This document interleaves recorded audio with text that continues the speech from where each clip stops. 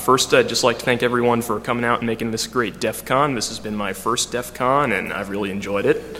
Had a lot of great speakers here, and it's been fabulous attending, and just hope speaking is half as fun. Anyway, my handle's Skunkworks, and today I'm going to be talking to you about hacking the global economy with GPUs, or how I learned to stop worrying and love Bitcoin. Then first we'll start off with the usual housekeeping. I'm not a Bitcoin developer, I only play one on television. I'm an undergrad in electrical engineering, kind of a phone freak and a hardware guy. This is my, as I said, first DEFCON, and I'm not affiliated with Lockheed Martin, just in case you're wondering from the handle. I'm going to try and cover as much as possible in this 20-minute turbo talk, kind of trying to aim this at all levels of Bitcoin to the best, or all levels of knowledge about Bitcoin to the best of my ability.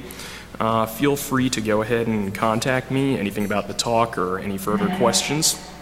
And again, talks for informational purposes, don't do anything stupid.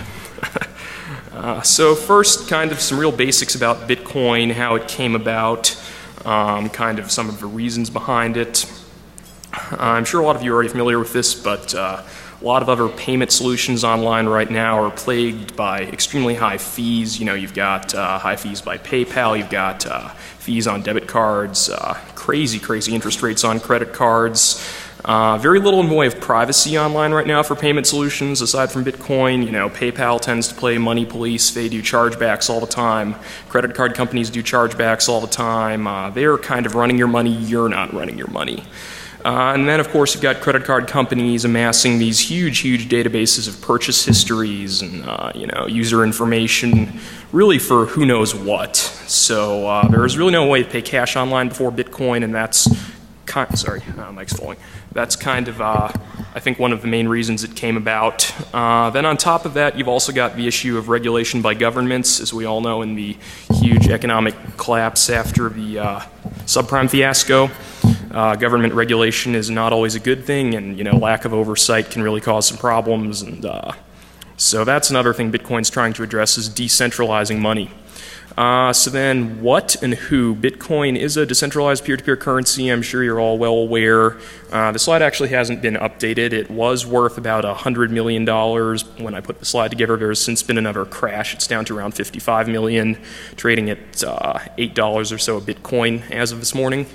It's based on SHA-256, mined or minted, mostly with GPUs, and as far as everyone knows, it's legal. It's kind of a bit of a gray area. It doesn't really meet the standards of a currency under U.S. federal law. On the other hand, the EFF, to my knowledge, stopped accepting donations in Bitcoin a while ago, so I'm really not completely sure on the legality of it, and I'm not sure that anyone is completely sure on the legality of it, but it's certainly grown to quite massive proportions, and there haven't been any widespread, Treasury Department raids on Bitcoin mining operations yet. So Bitcoin was initially put together by this highly enigmatic developer, Satoshi Nakamoto. This is likely a pseudonym. He left supposedly in 2010 after contributing this huge base of code and kind of the basic rules that the Bitcoin protocol operates on. And he may or may not have profited enormously from developing Bitcoin. He may have profited, that is, if he was running a lot of Bitcoin mining equipment after he first developed the software before he let it go public. No one, again, is completely sure because of the semi-anonymous nature of Bitcoin. I'm going to touch on this a lot more later.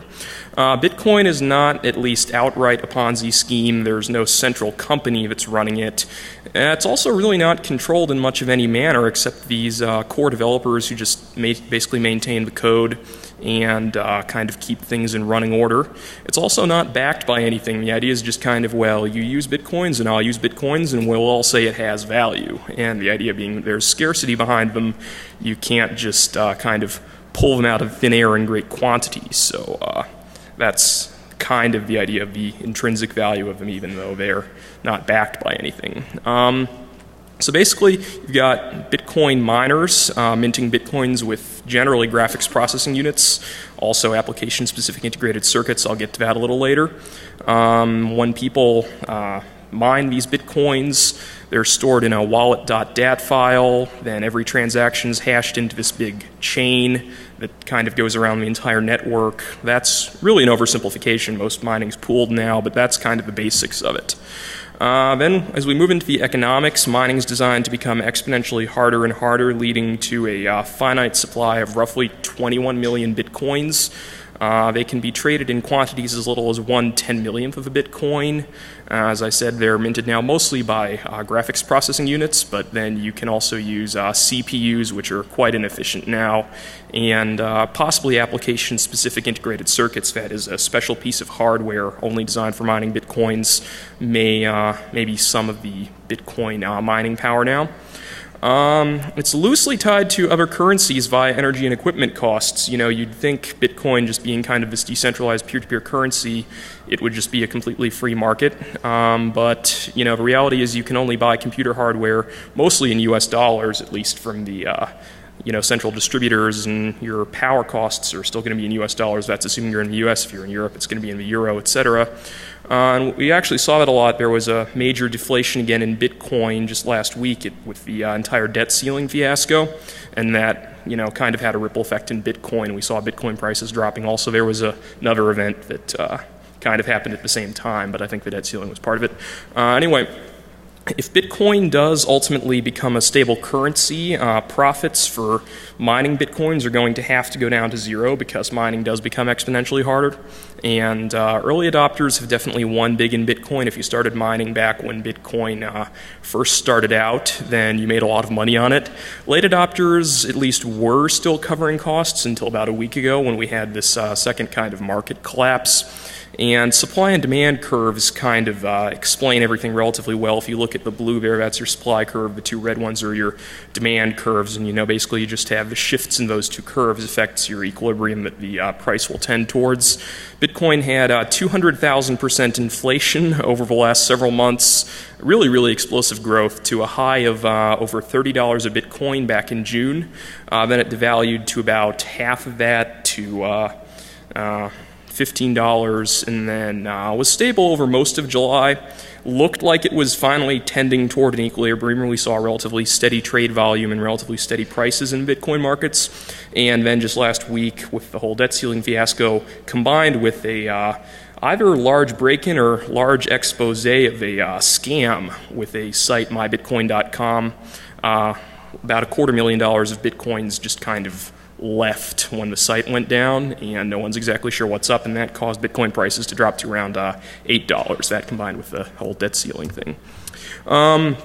So again, this slide's a little outdated. This is showing, back when I put this together, I thought we were kind of looking at an equilibrium price around $14 to $15. Great quote kind of to illustrate this $30 spike is media is like the weather, only it's man-made weather, out of the old Oliver Stone film Natural Born Killers. And that's really pretty applicable to what happened with Bitcoin at the $30 spike. I don't think investors alone would have ever put it up to $30 that quickly if it hadn't been for all the media attention.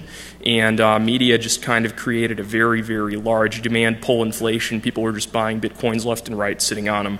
And that's what drove the prices up so high, really to unsustainable levels. Then you had this big currency exchange, Mt. Gox, getting hacked. I'll get to that a little later in my talk, and they that really just kind of caused Bitcoin to lose a lot of its value. And then, as I said, there was the second break into an e-wallet provider, mybitcoin.com, very recently, that caused yet another drop that we don't see on this graph. So profit or slow decline thereof, you can see the exponential scale here of mining profits for your Bitcoin miners. And this does kind of reinforce the fact that if Bitcoin does survive as a currency, it's going to have to stabilize at some type of equilibrium. If you try to put a straight line through all those data points, you're going to notice you've basically got an exponential drop-off in Bitcoin mining profits down to people just covering costs as time progresses. Then what's happened in the last several months as the Bitcoin network has gotten so large is you've had people pooling their resources together in Bitcoin mining. The reason being that 50 Bitcoins are generated every 10 minutes roughly. It's generally a little faster than that when the network was growing very quickly. But only having these blocks of 50 Bitcoins being generated every 10 minutes, if you're an average Bitcoin miner out there, you might be mining one of these blocks every 2 months. So that's where the idea came in of pooling resources together and getting smaller payouts much more quickly.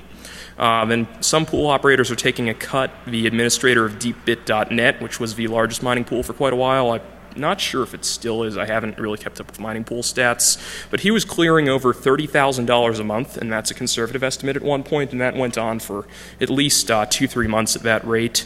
Mining pools introduce a huge attack vector on Bitcoin. We had already an incident where DeepBit got the payout addresses, the Bitcoin addresses of users that the coins are paid out to changed, and I'll cover that a little later in attack vectors, but they definitely introduce a pretty large surface that criminals can get at.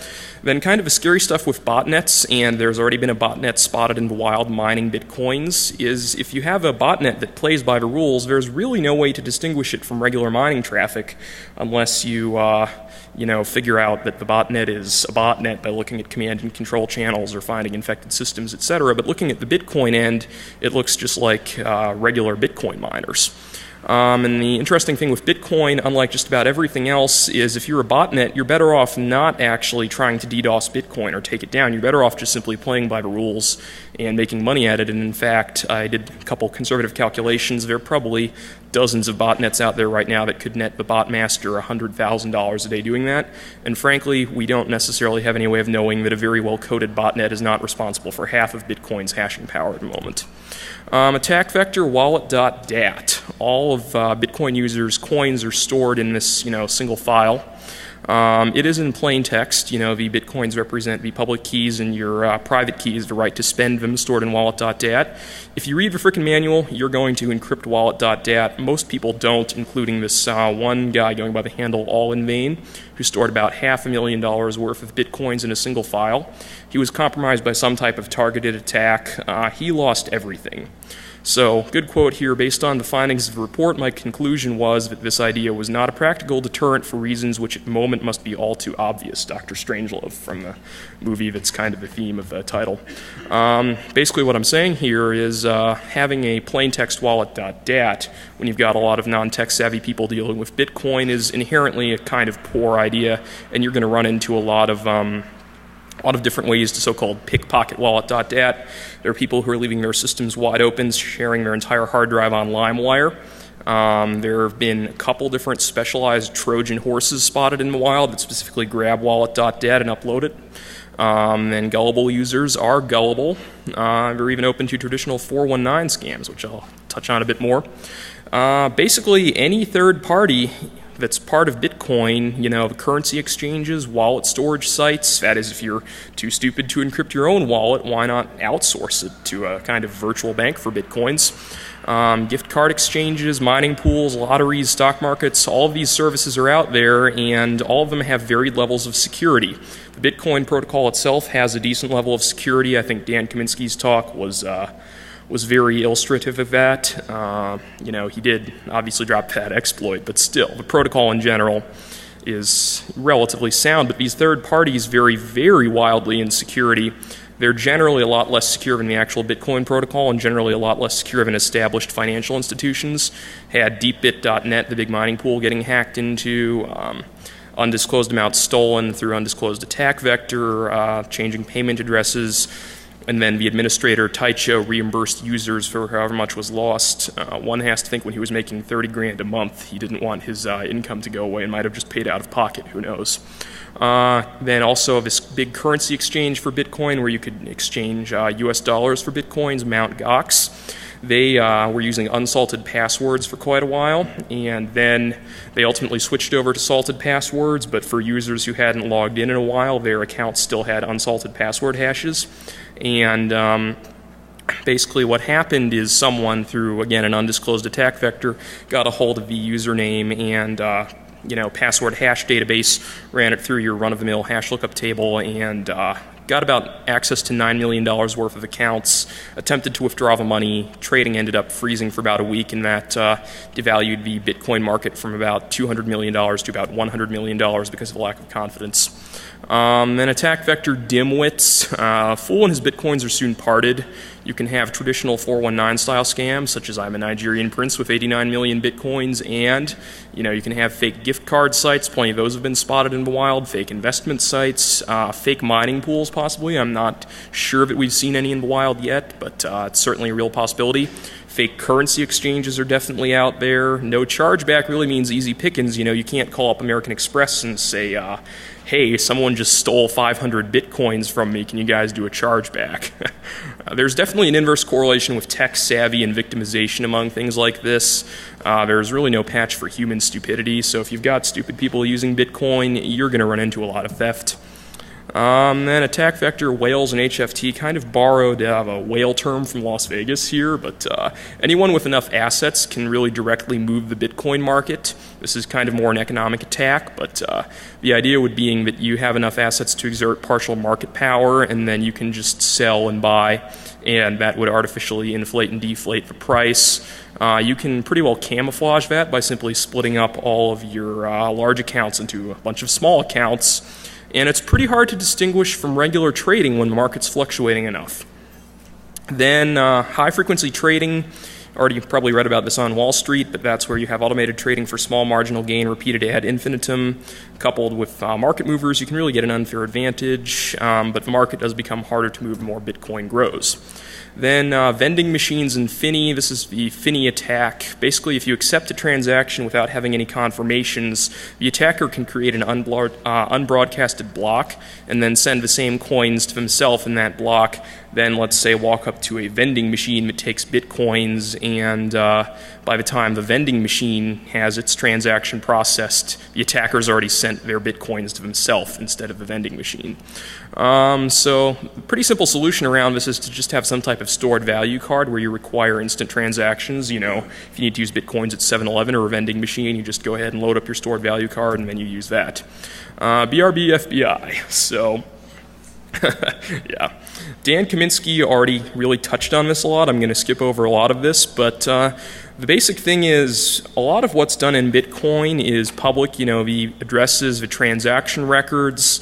In theory, as far as anonymity goes, this in and of itself wouldn't be a problem. What ends up happening, though, is you've got a lot of users, like he said, on forums who are, posting, hey, donate to my Bitcoin address, or, you've got people reusing the same Bitcoin addresses over and over again.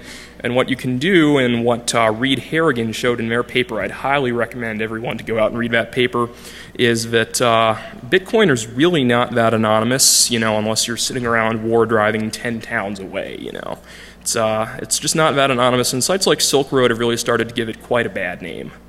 But basically, don't be surprised if the party van rolls up if you're doing illegal stuff on Bitcoin.